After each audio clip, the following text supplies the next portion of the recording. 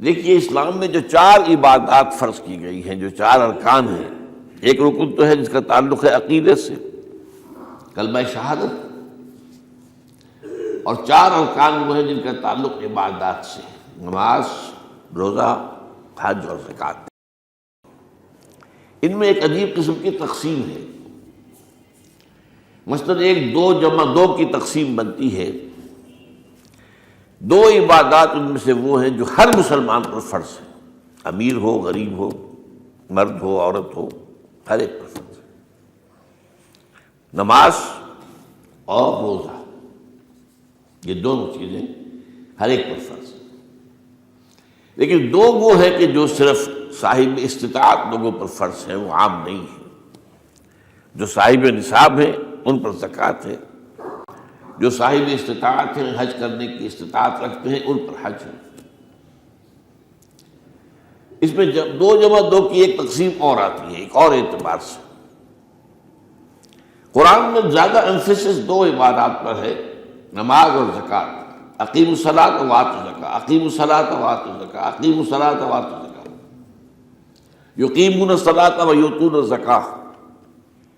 یہ گویا کہ بندھا ہوا ہے ایک جوڑا، جبکہ یہ صورتحال جو ہے روزے کی بھی نہیں ہے اور حج کی بھی نہیں ہے۔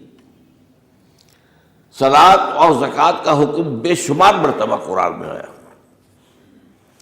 اور روزے کے سارے احکام ایک مقام پر سورہ بقرہ کے 23 رکوع کی 6 آیات میں سب کا سب بیان ہوئی۔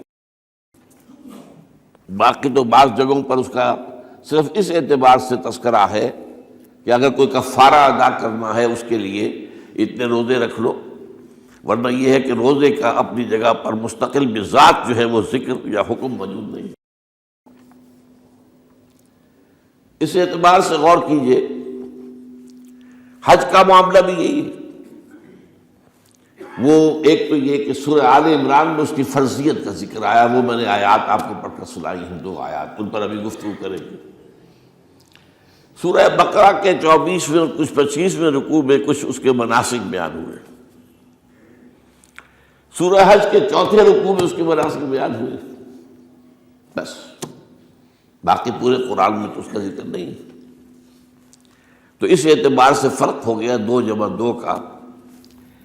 لیکن یہ جو جن کی اہمیت اس اعتبار سے کم ہو گئی ہے، اللہ تعالیٰ کی عجیب حکمت نظر آئی کہ ہماری جو 2 عیدیں ہیں وہ ان 2 عبادات کے ساتھ منسلک کر دی گئی۔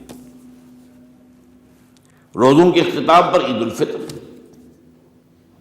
حج کے ساتھ عید الاضحیٰ۔ تو گویا کہ ان 2 عبادات کی اہمیت میں اگر کسی درجے میں کوئی کمی محسوس ہوتی ہے قرآن مجید کے بیان کے حوالے سے، تو اس کی تلافی اس سے ہو جاتی ہے کہ عیدین ہماری 2 ہی عیدیں ہیں، 2 ہی تہوار ہیں، اور وہ ان 2 عبادات کے ساتھ جوڑ دیے گئے۔ اب آخری بات سمجھیے، 3 جمع 1 کی بھی ایک تفریق ہے۔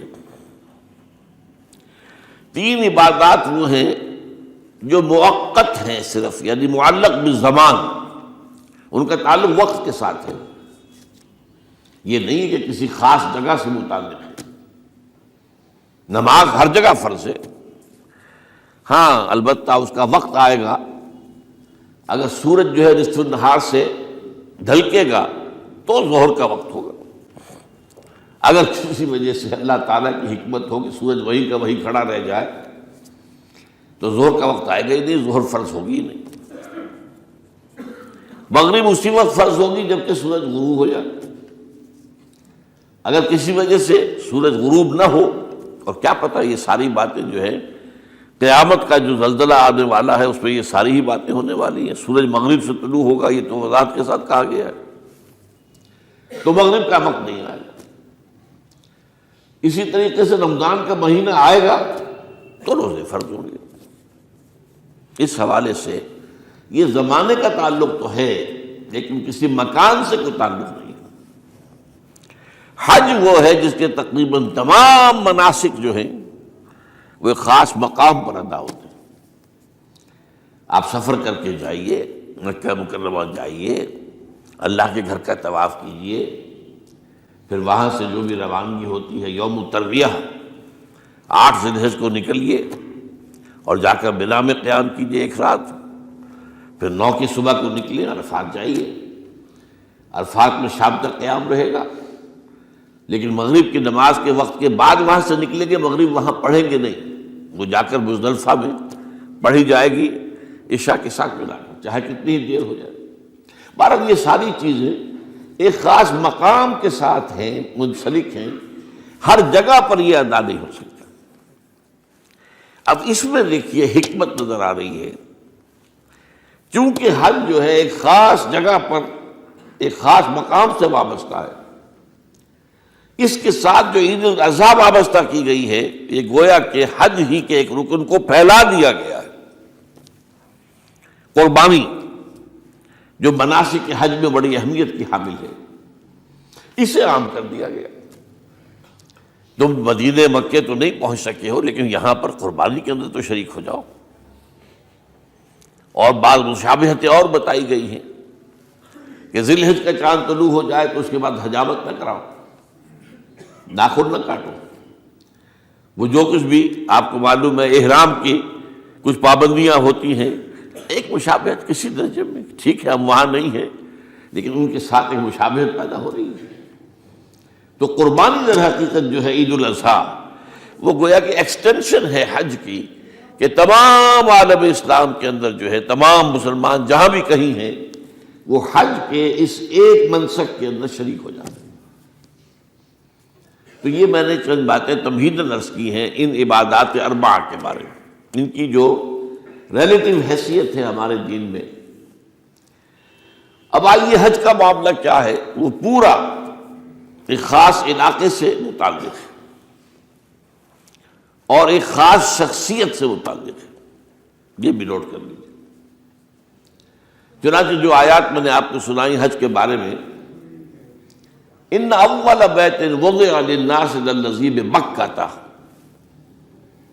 مبارکا وہدی للعالمین، یقیناً پہلا گھر جو بنایا گیا لوگوں کے لیے، یعنی اللہ کی عبادت کے لیے، کہ لوگ وہاں جمع ہوں اللہ کی عبادت کے لیے، وہ ہے جو بکہ میں ہے۔ بکہ اور مکہ یہ ایک ہی لفظ ہے، تورات میں بکہ کا لفظ آیا ہے، قرآن مجید میں مکہ۔ یہ تھوڑا فرق جو ہے یہ تلفظ کا ہو جایا کرتا ہے مختلف زبانوں کے اندر، جیسا کہ آپ کو معلوم ہوگا کہ آج کل جو عرب کے لوگ ہیں وہ قاف کو گاف پڑھتے ہیں، گل گم، قم کی بجائے گم، قل کی بجائے گل، اقول لک اقول لک، وہ گاف۔ تو یہ جو ہے فرق ہو جاتا ہے۔ تو بکہ، وادی بکہ، یہ ہے در حقیقت مکہ مکرمہ۔ تو پہلا گھر جو بنایا گیا ہے، اور اس کے بارے میں جو یہ عام طور پر مشہور ہے کہ اس کے معمار حضرت ابراہیم ہیں، یہ بات صحیح نہیں ہے۔ اس کے معمار اول حضرت آدم علیہ السلام خود ہے۔ اول بیت ہے نا، پہلا گھر، تو کیا یہ ممکن ہے کہ آدم سے لے کر ابراہیم تک کوئی گھر اللہ کی عبادت کے لیے بنا ہی نہ ہو؟ تو ناممکنات میں سے اولا بیت میں خود دلیل موجود ہے۔ حضرت آدم علیہ السلام نے اس کی تعمیر کی، البتہ اس کے بعد بعض سیلابوں کی وجہ سے یہ عمارت گر گئی اور کچھ جو وہاں پر آبادی بنی تھی وہ بھی ختم ہو گئی۔ تو ایسے آتے ہیں، آپ کو معلوم ہے کہ یمن میں جب ان کا ایک بند ٹوٹا تھا بہت بڑا، سد معارم، تو پھر وہاں جو اتنی خوشحالی تھی اور جو وہاں پر جو باغات تھے اور جو کھیتیاں سب برباد ہو گئی، اور وہاں سے لوگ جو ہے نقل مکانی کرنے پر مجبور ہو گئے۔ یہی یمن کے قبائل تھے جو جا کر شام اور عراق میں آباد ہوئے، یہی یمن کے 2 قبیلے تھے جو مدینے میں آ کر آباد ہوئے، اوس اور خزرج، یہ یمن کے قبیلے تھے۔ تو اس بند کے ٹوٹنے کے بعد اگر خدا نہ خواستہ اگر ہمارا تربیلا ڈیم ٹوٹ جائے کیا ہوگا؟ پچھلے دنوں خبریں آئی ہیں اخبارات میں کہ ہندوستان میں غور ہو رہا ہے اس پر کہ تربیلا ڈیم کو اڑا دو، وہ سوچ رہے ہیں پاکستان کو ختم کرنے کی سبیل کیا ہو سکتی ہے، تو بڑی سمپل ہے اور بڑا آسان کام ہے، بمبارڈمنٹ کر دینا جو ہے۔ ٹھیک ہے ان کا جہاز آئیں، کچھ کو ہم گرا بھی لیں گے، لیکن کچھ تو آ کر جو ہے وہاں پر وہ اپنے بم جو ہے وہ ہدف کے اوپر گرا جائیں گے، کیا ہوگا؟ یوں سمجھیے کہ جو سونامی کا آیا تھا سیلاب، وہ سونامی کا سیلاب آئے گا پاکستان کے اوپر، اور ہر چیز تباہ و برباد ہو جائے گی۔ کم سے کم یوں سمجھیے کہ تقریباً 100 میل کی چوڑائی میں، اور یہ سب جو ہے ریگستان بن جائے گا، ہر چیز ختم ہو جائے گی، خدا نہ خواستہ، خدا نہ خواستہ۔ تو بہرحال سد معارف کے بعد یہ صورتحال واقع ہوئی تھی۔ تو اس کے بعد سے یہ جو ہے یہ اللہ کا گھر یہ جو ہے گرا ہوا تھا، اس کی کوئی اب صرف یہ کہ قواعد رہ گئے تھے۔ قواعد کہتے ہیں جو بنیادیں ہوتی ہیں، وہ پھر اللہ تعالیٰ نے حضرت ابراہیم کو بتائیں کہ یہ ہیں وہ بنیادیں جن پر کہ وہ گھر ہوتا تھا۔ وَإِذْ يَرْفَعُ إِبْرَاهِيمُ الْقَوَاعِدَ مِنَ الْبَيْتِ وَإِسْمَاعِيلُ، ان بنیادوں پر حضرت ابراہیم اور اسماعیل نے مل کر دو معماران حرم نے یہ عمارت جو ہے دوبارہ تعمیر کی ہے۔ تو گویا کہ حضرت ابراہیم علیہ السلام معمار دوم ہیں، معمار اول اس کا جو ہے وہ خود حضرت آدم علیہ السلام۔ فی آیات بینات مقام ابراہیم، مقام ابراہیم ہے، جو بھی وہاں گئے ہیں انہوں نے دیکھا ہے کہ ایک پتھر تھا جس پر کھڑے ہو کر حضرت ابراہیم علیہ السلام تعمیر کر رہے تھے۔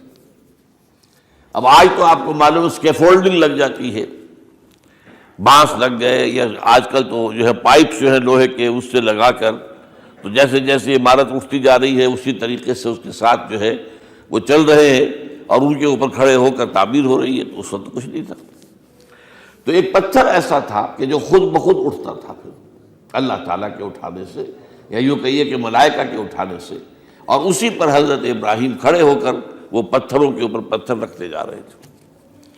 اور اس کی وجہ سے اس پتھر کے اوپر کتنی دیر کھڑے رہنا ہوا ہوگا حضرت ابراہیم علیہ السلام کا، کہ اس پر ان کے پاؤں کے نشان بن گئے۔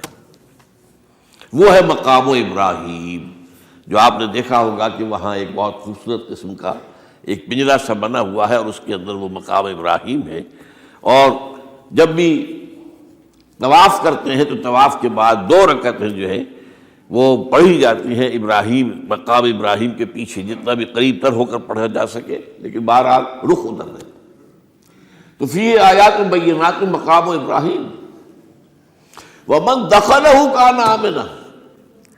تو ایک تو یہ کہ وہ نشانیاں ہیں، وہ اللہ تعالیٰ جن لوگوں کی کہ دل کی آنکھ کھلی ہو، روحانی آنکھیں کھلی ہو، ان کو دکھاتا ہے، اور ایک وہ ہے کہ جو ہماری ان سامنے کی ظاہری آنکھوں کو بھی نظر آتی ہے۔ یہ نوٹ کر لیجئے کہ یہ مقام امن کا گہوارہ رہا ہے۔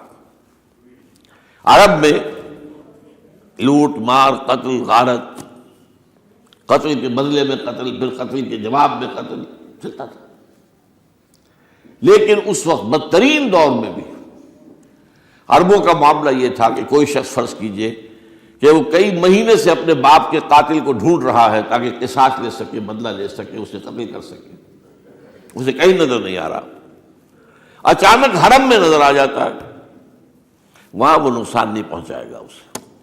یہ امن کا گھر ہے، اللہ تعالیٰ نے اسے امن کی جگہ بنایا ہے، بلد الامین کہا گیا ہے اس کو، امن والا شہر۔ تو یہ جو ہے یہ تو آج تک بھی اس کی جو برکت ہے وہ نظر آتی ہے۔ وَمَن دَخَلَهُ كَانَ آمِنًا وَلِلَّهِ عَلَى النَّاسِ حِجُّ الْبَيْتِ مَنِ اسْتَطَاعَ إِلَيْهِ سَبِيلًا، اور اللہ کا حق ہے اپنے بندوں پر کہ وہ حج کریں اس کے اس گھر کا، جو کوئی بھی استطاعت رکھتا ہو سفر کی۔ اگر زیادہ راہ ہے، خرچہ ہے، جانے آنے کے اخراجات مہیا ہیں، اور یہ کہ آپ پیچھے جن کو چھوڑ کر جا رہے ہیں ان کے لیے بھی اتنے وقت کا جو ہے وہ انتظام ہے کھانے پینے کا، گزارے کا، نان نفقے کا، تو آپ پر حج فرض ہو گئے۔ اب اگر اس فرضیت کے بعد کوئی شخص تاخیر کرتا ہے وہ بڑے گناہ کے اندر مبتلا ہے۔ جیسے ہی فرضیت ہو جائے، پہلا کام جو ہے، پہلا قرض جو ہے، یوں سمجھیے یہ اللہ کا قرض ہے بندوں پر۔ یہ لام جو آتا ہے، لام اور اعلیٰ، لام کسی کے حق کے لیے، اعلیٰ کسی کے اوپر حق ہونا۔ وَلِلَّهِ عَلَى النَّاسِ حِجُّ الْبَيْتِ مَنِ اسْتَطَاعَ إِلَيْهِ سَبِيلًا، یہ تو اللہ کا حق ہے لوگوں پر، لوگوں کے ذمے، یہ قرض ہے اللہ کا کہ اس کے گھر کا حج کریں، جائیں، طواف کریں، اور جو بھی اس کے مناسک ہیں ادا کریں، اور وہیں پر قربانی کا بھی ہے۔ لِيَشْهَدُوا مَنَافِعَ لَهُمْ وَيَذْكُرُوا اسْمَ اللَّهِ فِي أَيَّامٍ مَّعْلُومَاتٍ عَلَىٰ مَا رَزَقَهُم مِّن بَهِيمَةِ الْأَنْعَامِ فَكُلُوا مِنْهَا وَأَطْعِمُوا الْبَائِسَ الْفَقِيرَ، اسی کے اندر جو ہے مناسک کے اندر قربانی بھی ہے۔ افریقہ میں آپ کو معلوم ہے، شمالی افریقہ میں زیادہ تر لوگ جو ہیں جیسے کہ ہندوستان پاکستان میں ویسے ہیں، لیکن آپ جنوب میں چلتے جائیے تو رنگ گہرا ہوتا چلا جائے گا، انتہائی سیاہ رنگ، وہ بھی ہے، سب آ رہے ہیں، شکلیں جدا ہیں، زبانیں جدا ہیں، لیکن سب کے سب جو ہے ایک ہی نغمہ ان کی زبان پر ہے ایک ہی نغمہ، کہیں واضح کہیں مبہم، وہ ایک ہی مذہب، لبیک اللہم لبیک، لبیک لا شریک لک لبیک، ان الحمد والنعمت لک والملک لا شریک لک۔ اب یہ ترانہ ہے، توحید کا ترانہ ہے، اور گونج رہی ہے اس وقت، آپ اندازہ نہیں کر سکتے کہ وہ پوری سرزمین گونج رہی ہوگی اس ترانے کے ساتھ، کیونکہ تھوڑی تھوڑی دیر کے بعد نئے قافلے داخل ہو رہے ہیں۔ ابھی ایک قافلہ جو ہے اس نے صحیح مکمل کی ہے، دوسرا شامل ہو گیا، بلکہ اس کے دوران ہی ابھی اس کا ختم نہیں ہوا کہ تیسرا قافلہ چلا رہا ہے۔ وہ تو یہاں تو ظاہر بات ہے کہ میں نے چونکہ ایک نقشہ اپنی نگاہوں سے دیکھا ہے، مدینہ منورہ سے اور مکہ مکرمہ جاتے ہوئے رات کے وقت، کہ کہیں جو ہے وہ روشنیوں کی وہ قطار ٹوٹتی ہی نہیں تھی، مسلسل معلوم ہوتا ہے کہ سڑک کے اوپر گاڑی ہے، مسلسل، کہیں اس کے اندر وقفہ ہی نہیں۔ اتنے بڑے پیمانے پر، اتنے بڑے پیمانے پر، اتنے بڑے پیمانے پر لوگ جمع ہو رہے ہیں۔ زبانیں جدا ہیں، ایک دوسرے کی زبان نہیں سمجھتے، لیکن ایک زبان اور بھی ہوتی ہے جو بغیر بولے سمجھ میں آتی ہے، اس سے معلوم ہوتا ہے سب کے لیے محبت ہے، ہمارے بھائی ہیں، تمام مسلمان ہیں۔ بعض کے اندر یہ محبت کا جذبہ زیادہ ہے۔ ترکوں میں انڈو پاکستان کے لوگوں کے لیے بہت محبت ہے۔ اب وہ بات جو نہیں کر سکتے، سمجھا نہیں سکتے، لیکن ان کی آنکھوں سے، ان کے انداز سے وہ محبت ٹپکی پڑتی ہے۔ تو عالمگیریت جو ہے اسلام کی، ہمگیریت، عالمگیریت، آفاقیت، اس کا جو مظہر نظر آتا وہاں تھا۔ پھر یہ کہ ہمارے ہاں کی جتنے بھی فرقہ بندیاں ہیں وہ وہاں ختم ہو جاتی ہیں۔ وہاں اہل حدیث ہیں، حنفی ہیں، مالکی ہیں، شافعی ہیں، حنبلی ہیں۔ یہ کام بھی کیا ہے آ کر انہوں نے آل سعود نہیں، ورنہ اس سے پہلے جو ہے وہ 4 مصلے علیحدہ تھے، وہاں پر 4 جماعتیں علیحدہ ہوتی تھی۔ یہ حنفی مصلح ہے، یہاں پہ حنفی امام ہے وہ پڑھائے گا، یہ شافعی مصلح ہے، شافعی امام ہے وہ نماز پڑھائے گا۔ تو یہ جو ایک تفریق تھی وہاں بھی موجود تھی، انہوں نے ختم کیا، ایک امام کے پیچھے جماعت ہوگی، اسی میں حنفی بھی ہیں، مالکی بھی ہیں، شافعی بھی۔ کچھ ہیں لوگ جو زیادہ، جن کے اندر کچھ زہر زیادہ گھل گیا ہے فرقے واریت کا، وہ پھر نہیں نماز پڑھتے، وہاں پر محروم رہتے، اس کی فضیلتوں کو چھوڑ کر جا کر کہیں اپنے جو ہے گھروں پر جہاں ٹھہرے ہوئے وہاں جا کے نماز پڑھ لیتے ہیں کہ یہ جو ہے وہابی ان کے پیچھے ہماری نماز نہیں ہوتی۔ لیکن نہیں، عام طور پر ایسا نہیں ہے، عام طور پر سب لوگ جمع ہیں، نماز پڑھ۔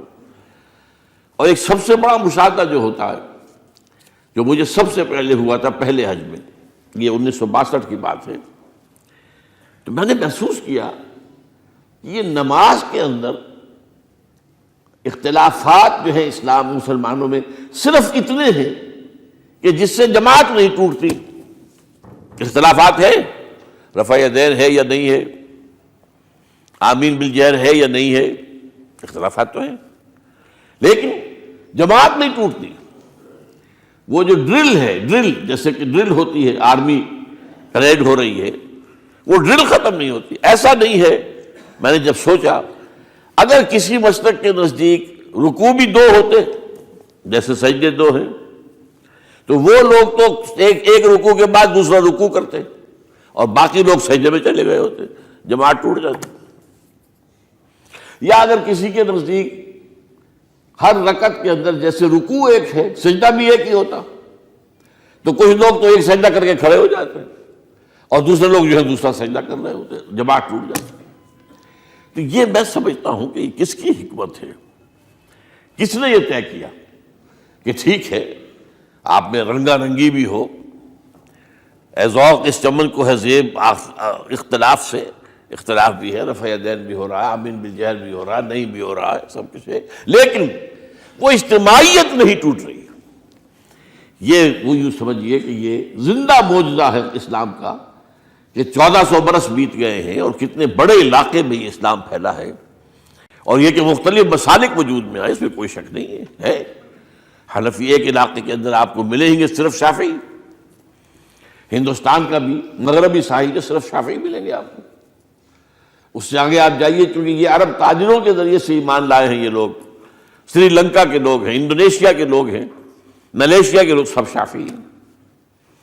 ہندوستان میں چونکہ اوپر سے شمال سے آیا ہے اسلام، یہ ترکوں کے ذریعے سے آیا ہے، اور وہ کٹر حنفی تھے، یہاں حنفیت آئی۔ ترک جو ہے کٹر حنفی، یہ ترکی تو تھے جو آئے تھے۔ یہ کون تھا؟ محمود غزنوی کون تھا؟ سبکتگین کون تھا؟ الپتگین کون تھا؟ بختیار کاکی کون تھا؟ قطب الدین بختیار، یہ کون تھے؟ سب ترک۔ اور ترک بھی کون؟ غلامان، خاندان غلامان یاد کیجئے۔ لیکن بہرحال ان کے ذریعے سے جو اسلام ان کے ساتھ آیا ہے وہ خالص حنفی اسلام، تو کوئی حرج نہیں، وہاں جا کر سب جمع ہو جاتے ہیں ایک وحدت کے اندر۔ تو یہ چند مشاہدات وہاں کے ہوتے ہیں جو ہماری ظاہری آنکھوں کو بھی نظر آ جاتے ہیں، جس کا کہ قلب کے اوپر بڑا گہرا اثر پڑتا ہے۔ اب میں ایک موضوع لے رہا ہوں، یہ جو قربانی کا مسئلہ ہے، اس کے بارے میں ایک زمانے میں تو بہت منکرین حدیث کی طرف سے اس کے خلاف بڑی جو ہے ایک مہم چلی تھی کہ ختم کیا جائے اس کو، یہ خام خواہ جو ہے خرچ ہوتا ہے بہت بڑا اور ضائع ہوتا ہے گوشت، اتنے بڑے پیمانے پر گوشت ہوتا ہے، کھایا نہیں جاتا۔ اچھا ایک زمانے میں فریج بھی نہیں تھے، یہ بھی نہیں کہ آپ محفوظ کر دیں، گوشت ضائع بھی ہو سکتا تھا، اور بھی چیزیں جو ہے وہ گوشت کی وہ صحیح طور سے استعمال نہیں ہوتی تھی۔ تو اس کے اوپر بڑا پروپیگنڈا منکرین حدیث کا رہا کہ یہ جو ہے قربانی صرف حج کے موقع پر ہے۔ میں اس کی نفی کے لیے آج آپ کو بتا رہا ہوں کہ سورہ حج کے اندر جو 2 رکوع ہیں، ایک چوتھا ایک پانچواں، چوتھے رکوع میں بھی قربانی کا ذکر ہے، پانچویں میں بھی قربانی کا ذکر ہے۔ یہ ایک دم جو ہے ایک جگہ پر جو 2 طرح کی قربانیوں کا ذکر ہو رہا ہے، یہ کیوں ہو رہا ہے؟ چوتھے رکوع میں وہ مناسک حج کے ساتھ اس کا ذکر ہے، وہاں جو فرمایا گیا لِيَشْهَدُوا مَنَافِعَ لَهُمْ وَيَذْكُرُوا اسْمَ اللَّهِ عَلَى مَا رَزَقَهُم مِّن بَهِيمَةِ الْأَنْعَامِ فِي أَيَّامٍ مَّعْلُومَاتٍ عَلَى مَا رَزَقَهُم مِّن بَهِيمَةِ الْأَنْعَامِ فَكُلُوا مِنْهَا وَأَطْعِمُوا الْبَائِسَ الْفَقِيرَ۔ وہاں پہ قربانیاں دو، پھر اللہ کا نام لو، ان جانوروں پر جو اللہ نے تمہیں عطا کیے ہیں، ان جو معین دنوں کے اندر دو، فی ایام معلومات، اور پھر اس میں سے خود بھی کھاؤ، اور جو ہے جو جیسے صدقہ کا گوشت ہوتا ہے وہ نہیں ہے، وہ قربانی کا گوشت ہے، اس میں سے آپ خود بھی کھائیں اور غرباء کو کھلائیں، غریبوں کو دیں، مساکین کو دیں۔ تو یہ پورا حکم آ چکا چوتھے رکوع کے اندر۔ پانچواں رکوع پورا کا پورا جو ہے وہ عید الاضحیٰ پر ہے میرے نزدیک۔ یہی حکمت صوم کے بارے میں ہے کہ وہاں جب ایک حکم تکرار کر کے آیا کہ پہلے فرما دیا گیا فَمَنْ كَانَ مِنْكُمْ مَرِيضًا أَوْ عَلَىٰ سَفَرٍ فَعِدَّةٌ مِّنْ أَيَّامٍ أُخَرَ، اگر بیمار ہو کوئی اور یہ یا کہ سفر پر ہو تو وہ تعداد دوسرے دنوں میں پوری کرے۔ پھر کیا وجہ دوبارہ آ رہا ہے؟ شہر رمضان الذی انزل فیہ القرآن ھدی للناس وبینات من الھدی والفرقان فمن شہد منکم الشہر فلیصمہ ومن کان مریضا او علی سفر فعدۃ من ایام اخر۔ کیوں؟ یہ تو ادبی اعتبار سے یہ کلام کا عیب شمار ہوتا ہے، تکرار بلا کسی سبب کے، نہیں سبب کے بغیر نہیں ہے۔ وہاں کیا تھا؟ وہاں ان 2 رعایتوں کے ساتھ تیسری بھی شامل تھی کہ اگر صحیح ہو اور مقیم ہو پھر بھی روزہ نہ رکھو تو ایک مسکین کو کھانا کھلا دو. یہ رعایت ختم ہوئی ہے رمضان کے روزے کے ساتھ. اب رکھنا پڑے گا روزہ، اور اگر بیمار ہو یا سفر پر ہو تو ٹھیک ہے، دوسرے دنوں میں پورا کرو، پورا کرنا لازم ہے اس کو. تو یہ چیز جو ہے یہ در حقیقت کسی وجہ سے ہوتی ہے. بالکل یہی بات ہے سورہ حج کے چوتھے رکوع کے اندر، وہ جو قربانی ہے حج کے ساتھ اس کا ذکر آ چکا. اب سنیے یہ جو آ رہا ہے، فرمایا وَلِكُلِّ أُمَّةٍ جَعَلْنَا مَنْسَكًا، ہر امت پر ہم نے ایک جو ہے قربانی کا معاملہ نازل وہ جو ہے فرض کیا ہے. میں نے چونکہ آج شروع میں کہا تھا کہ صوم اور حج میں کچھ مشابہتیں ہیں. دیکھیے صوم کا حکم بھی آیا تھا تو کس طور سے آیا تھا؟ یا ایھا الذین آمنوا کتب علیکم الصیام کما کتب علی الذین من قبلکم لعلکم تتقون، اہل ایمان تم پر روزہ رکھنا فرض کیا گیا جیسے کہ فرض کیا گیا تھا ان پر جو تم سے پہلے تھے. یہاں پر اسی حوالے سے بات ہو رہی ہے کہ اے مسلمانوں، یہ قربانی صرف تم پر فرض نہیں کی جا رہی، یہ تو ہر امت پر، ہر نبی ہر رسول کی امت. وَلِكُلِّ أُمَّةٍ جَعَلْنَا مَنْسَكًا لِيَذْكُرُوا اسْمَ اللَّهِ عَلَيْهَا، تاکہ وہ نام لیں اللہ کا، عَلَىٰ مَا رَزَقَهُم مِّن بَهِیمَةِ الْأَنْعَامِ، جو کچھ اللہ تعالیٰ نے انہیں رزق دیا ہے. یہ چوپائے جو ہیں حیوانات قسم کے، ان پر اللہ کا نام لے کر چھری پھیری جائے، اللہ کے نام سے ان کو ذبح کیا جائے. فَإِلَٰهُكُمْ إِلَٰهٌ وَاحِدٌ فَلَهُ أَسْلِمُوا. تو یہ جان لو کہ اس قربانی کی اصل روح کیا ہے؟ وہ یہ ہے کہ اللہ تمہارا ایک الہ ہے، اسی کے سامنے تمہیں سر جھکانا ہے. یہ روح تقویٰ اگر نہیں ہوگی تو یہ قربانی بے معنی ہو جائے گی. نماز و روزہ و قربانی و حج یہ سب باقی ہیں، تو باقی نہیں ہے. جب اللہ تعالیٰ کے ساتھ تعلق نہیں ہے تو یہ ساری چیزیں ریچولز بن جائیں گی. اب یہ بھی ہوتا ہے 20-20 25-25 ہزار کے بکرے جو ہیں وہ لوگ لیتے ہیں، پھر ان کو گھماتے ہیں، پھراتے ہیں، ان کے اوپر ریشمی چادریں چڑھاتے ہیں، ان کو جو ہے وہ مہندی لگا کر. بہرحال وہ چیزیں جو ہیں یہ اظہار اس طرح کا یہ تو پسندیدہ نہیں ہے. تو یہ تو لوگوں کو دکھانے کی بات ہے اور اپنے پیسے کی جو ہے اپنی دولت کے اظہار کا ایک ذریعہ ہے. لیکن یہ کہ بہرحال قربانی انسان کرے اور یہ کہ اس کے اندر روح جو ہے تقویٰ کی وہ موجود ہوگی. فَإِلَٰهُكُمْ إِلَٰهٌ وَاحِدٌ فَلَهُ أَسْلِمُوا وَبَشِّرِ الْمُخْبِتِينَ. اور اے نبی ان لوگوں کو بشارت دے دیجئے کہ جو اللہ کے سامنے جھکے رہتے ہیں، خشوع اور خضوع کی شکل اختیار کرتے ہیں. الذین اذا ذکر اللہ وجلت قلوبہم، وہ لوگ کہ جب اللہ کا نام لیا جائے تو ان کے دل لرز اٹھتے ہیں. والصابرین علی ما اصابہم، اور صبر کرنے والے جبکہ ان چیزوں پر کہ جو اللہ کی طرف سے ان پر آ گئی ہوں، مصیبتیں کو تکالیف. والمقیم الصلاۃ، اور نماز کو قائم کرنے والے. ومما رزقناہم ينفقون، اور جو کچھ ہم نے انہیں دیا ہے اس میں سے خرچ کرنے والے. یہ ایک نظام ہے پورا کا پورا جس آیت میں بیان کر دیا گیا. اس کا ایک جز جو ہے وہ یہ بھی ہے وَلِكُلِّ أُمَّةٍ جَعَلْنَا مَنْسَكًا. یہ قربانی کا معاملہ جو ہے یہ بھی ہم نے ہر امت کے اوپر فرض کیا، ہر امت جو ہے اس کے اوپر لازم کیا گیا، اور اے مسلمانوں آج تم پر بھی لازم کیا جا رہا ہے. وَالْبُدْنَ جَعَلْنَاهَا لَكُم مِّن شَعَائِرِ اللَّهِ. اور یہ جو قربانی کے اونٹ ہیں، یہ خاص طور پر چونکہ عرب میں تو اونٹ کی قربانی ہوتی تھی، دوسرے جانور تو وہاں کم ہوتے ہیں، اور بہرحال ان کی قیمتی متاع بھی اونٹ ہے. وَالْبُدْنَ جَعَلْنَاهَا لَكُم مِّن شَعَائِرِ اللَّهِ. یہ اللہ تعالیٰ کے شاعر میں سے یہ اونٹ جو ہے یہ قربانی کا اونٹ ہے، یہ مکے لے جایا جا رہا ہے، یا یہ بکرے اور یہ مینڈے جو ہیں یہ قربانی کے ہیں، یہ وہاں جا رہے ہیں. تو یہ بھی گویا کہ ایک طرح سے اللہ کی نشانیاں بن جاتی ہیں. ان کے حوالے سے اللہ تعالیٰ کا ایک تصور اور اللہ تعالیٰ کے ساتھ ایک ذہنی رشتہ قائم ہوتا ہے. لیکن فیہا خیر، تمہارے لیے اس میں خیر ہے، بھلائی ہے. چنانچہ جب وہ جاتے تھے حج کے لیے تو جو بھی ان کے ساتھ دودھ دینے والا جانور ہے، قربانی کی نیت ہے لیکن دودھ جو ہے اس کا استعمال کر سکتے ہیں درمیان میں، اور بھی کوئی اگر ان کی کوئی چیزوں سے فائدہ اٹھانا ہو. لکم فیہا خیر. فاذکروا اسم اللہ علیہا، تو اب ان کا اللہ کا نام لو اس کے اوپر. صواف، صفیں باندھ کر وہ اونٹ کھڑے ہوتے ہیں اور ان کو نحر کیا جاتا ہے. آپ کو معلوم ہے ذبح نہیں ہوتا اونٹ، اتنا بڑا جانور ہے، گردن کتنی موٹی ہے، اس کا ذبح کرنا بڑا مشکل ہے۔ نہر کہتے ہیں اس کو۔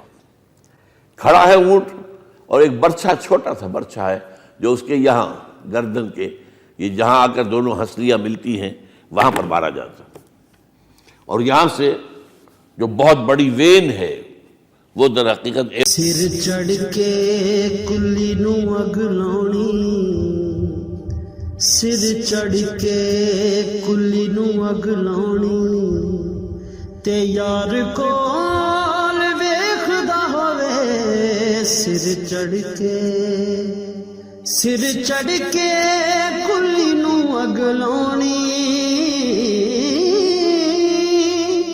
سر چڑھ کے کلی نو اگ لاؤنی۔